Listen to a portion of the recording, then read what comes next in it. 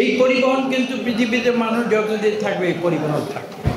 মহান আল্লাহ তাআলা যদি কোনো সুষ্ঠু নিরপেক্ষ নির্বাচনের মাধ্যমে আমাদের সরকারের দায়িত্ব পরিচালনার কোনো সুযোগ যদি এই দেশের মানুষ আমাদের দেয়, আমি স্পষ্ট ভাষায় আজকে বলে যাচ্ছি, আমি যদি কোনো সুযোগ পাই, আমি সবার আগে আপনাদের যে যৌক্তিক দাবি দেওয়া সেগুলো পূরণের জন্য। ঢাকা নরসিংদী যে রাস্তা হয়েছে, এখানে যারা প্রাচীন লোক আছেন তারা জানতে পারেন প্রথম রাস্তা করেছিল কারা? তার নাম ছিল ইটালি কোম্পানি। এলাকার লোকেরা বলতো ইটালি কোম্পানি। এবং সেই রাস্তার প্রস্থ ছিল 8 ফুট। এবং ইটালিয়ানরা সেই রাস্তা বানানোর পরে সর্বপ্রথম ঢাকা থেকে আমাদের নরসিংদী পর্যন্ত পরিবহন চালু করে মুমিন কোম্পানির পা। আপনারা যারা নতুন প্রজন্ম, তারা এই দেশের জন্য আপনারা ভবিষ্যতে এই দেশকে তৈরি করবেন, আপনাদের উপরে আমাদের অনেক প্রত্যাশা। কিন্তু আপনাদের সেই যে ইতিহাস, এই পরিবহনের ইতিহাস, বিশেষ করে এই দেশে কিভাবে প্রসার লাভ করেছে সেই ইতিহাসও কিন্তু আপনাদের জানতে হবে। আমি আরেকটি ছোট্ট তথ্য দিই। ইটালি কোম্পানি সুদূর ইটালি থেকে এসেছিল কন্ট্রাক্ট নিয়ে এইসব রাস্তাঘাট, এই তৎকালীন পূর্ব পাকিস্তানে তারা রাস্তাঘাট বানাবে। এবং ঢাকা থেকে নরসিংদী পর্যন্ত সেই রাস্তাটি পিচ দিয়ে তৈরি হয়নি, কংক্রিট দিয়ে তৈরি করেছিল ইটালিয়ানরা তাদের প্রযুক্তি ব্যবহার করে। তখন আমাদের অঞ্চলের মানুষ সেই রাস্তা কনস্ট্রাকশনের পাশে দাঁড়িয়ে মজা দেখতে বলতো যে হে পোকারা কোথা থেকে এসছে, পিচ দিয়ে রাস্তা বানায় না, কংক্রিট দিয়ে রাস্তা। অথচ আজকে আবার নতুন করে আপনারা দেখেছেন বাংলাদেশের অনেক জায়গায় কিন্তু কংক্রিট দিয়ে রাস্তা। তো এই ইতিহাসগুলিও কিন্তু ভুলে গেলে চলবে না, জানতে হবে যে আজকে পরিবহন কেন এত গুরুত্বপূর্ণ হয়ে উঠেছে। শীতলক্ষার উপরে ব্রিজ ছিল না, আমি নিজে গাড়ি চালিয়ে, আপনারা শুনলে অবাক হয়ে যাবেন, 2টি তক্তা দেওয়া হতো, 2টি তক্তা দিয়ে চাকাগুলি সোজা করে 2 তক্তার উপর দিয়ে গাড়িটি ফেরির উপরে উঠাতে হতো। আমি নিজে সেটা করেছি। এবং ফেরি দিয়ে নৌকা, ফেরিও না, নৌকার উপরে উঠাতো, নৌকা নদী পারে ওই পাশে গিয়ে আবার তক্তার উপর দিয়ে গাড়ি চালিয়ে সেই গাড়ি ওই পারে নিতে হতো।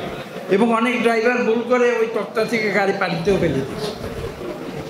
এই হচ্ছে পরিবহনের ইতিহাস। কাজে আজকে আপনাদের কাছে এসে এই পুরনো ইতিহাস বলছে, আমার কিন্তু অত্যন্ত আনন্দ হচ্ছে, আমার ভালো লাগছে যে আপনাদের কাছে আমি ফিরে আসতে পেরেছি একজন গাড়ি চালক। তো এই যে পরিবহন, কেন পরিবহনের প্রয়োজন কেন হলো? কারণ আমরা সমাজে বসবাস করি, মানুষ কিন্তু বিচ্ছিন্নভাবে বসবাস করবে, সমাজবদ্ধ ব্যবস্থা। এবং একজন মানুষ আরেকজন মানুষের সঙ্গে ইন্টারঅ্যাকশন, সম্পর্ক সৃষ্টি করতে চায়। এবং সেই কারণে আজকে আপনি গাড়িতে উঠছেন কেন? আপনি আরেকজনের সঙ্গে আপনি ইন্টারঅ্যাকশন করবেন, একটি সম্পর্কের কারণে যাচ্ছেন। এবং সেই কারণে কিন্তু আজকে এই যে পরিবহন ব্যবস্থার প্রসার এবং সৃষ্টি হয়েছে, প্রসার হয়েছে এবং ভবিষ্যতে আরও প্রসার হবে। এই পরিবহন কিন্তু কেউ বন্ধ করতে পারবে না। কেন? আমি একটি উদাহরণ দিয়ে বলি। আপনাদের মনে আছে এখন থেকে 2 বছর আগে করোনার একটা অবস্থা সৃষ্টি হয়েছে। করোনার সময় কিন্তু মানুষজন ঘর থেকে বের হতো না, পরিবহন ব্যবস্থা প্রায় থেমে গিয়েছিল। জুমের সৃষ্টি হয়েছিল, জুম দিয়ে মানুষ কথা বলতো, মিটিং করতো, সব কিছু করতো। কিন্তু দেখুন আজকে কি হয়েছে, জুম কিন্তু গাড়ি ঘোড়া, বাস, ট্রাক, তার যে প্রয়োজন সেই প্রয়োজনীয়তা কিন্তু বন্ধ করতে পারে। ট্যাক্সি, সিএনজি, অটোরিকশা 4 বছর আগে, করোনার আগে যত ছিল এখন তার ডাবল হয়ে গেছে। তখন অনেকে মনে করেছিল 2 বছর যে আমরা ঘরে বসে সব কাজ করতে পারবো, আমাদের চলাফেরা করতে হবে না। কিন্তু এই তথ্য সঠিক হয়নি। তা করোনার পরে কিন্তু মানুষের চলাফেরা আরো অনেক বেড়ে গিয়েছে। আজকে এখানে আমি কেন এসেছি, এই যে আপনাদের সঙ্গে সামনাসামনি কথা বলছি, আমি যদি আজকে জুমের মাধ্যমে বলতাম আপনারাও কিন্তু আনন্দ পেতেন না, আমিও আনন্দ পেতাম। কাজেই এইসব কারণে মানুষ একজনের সঙ্গে আরেকজনের যে সম্পর্ক, এটা কিন্তু একটা চিরন্তন বিষয়।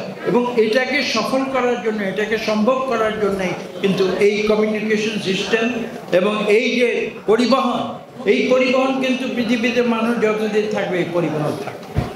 বিশ্ব সমাজে একটা অত্যন্ত গুরুত্বপূর্ণ দায়িত্ব আপনারা পালন করছেন।